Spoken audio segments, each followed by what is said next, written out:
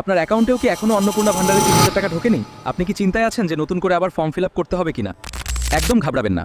আপনার সমস্ত প্রশ্নের উত্তর নিয়েই আজকের ভিডিও। লক্ষ্মীর ভান্ডার পরিবর্তন হয়ে এখন অন্নপূর্ণা ভান্ডার হয়েছে এবং গত ৩রা জুন থেকে প্রথম দফার টাকা ঢোকাও শুরু হয়েছে। কিন্তু ইকেওয়াইসি এবং ডিবিটি লিঙ্কের সমস্যার কারণে বহু মানুষের টাকা মাঝপথে আটকে আছে। অনেকেই বুঝতে পারছেন না অটো মাইগ্রেশন জিনিসটা ঠিক কি।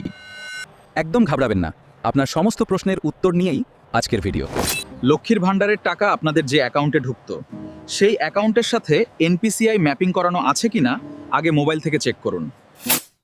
অটো মাইগ্রেশন করা আছে কিনা সেটা চেক করতে আপনাদেরকে আধার কার্ডের অফিসিয়াল ওয়েবসাইটে এসে আধার সার্ভিসে ক্লিক করতে হবে। এই যেখানে,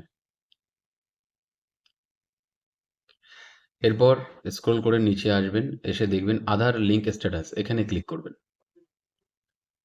এরপর নতুন একটি উইন্ডো খুলবে, সেখানে আপনারা আধার নাম্বার, মোবাইলে আসা ওটিপি বসিয়ে লগ ইন করে নেবেন।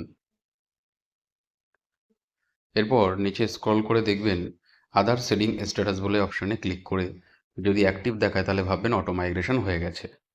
যদি সিডিং স্ট্যাটাস ইনঅ্যাক্টিভ দেখায় তাহলে আপনার ব্যাংকের হোম ব্রাঞ্চে গিয়ে এনপিসি আই ম্যাপিং এবং DBT link form fill up করে জমা দিন। এই তথ্যগুলো যদি আপনার একটু উপকারে আসে তবে অবশ্যই ভিডিওতে একটি লাইক দিন, আপনার পরিজনদের সাথে শেয়ার করুন যাতে তারাও সমস্যাটি মেটাতে পারেন, এবং যুক্তি টিপস চ্যানেলটি সাবস্ক্রাইব করতে একদম ভুলবেন না।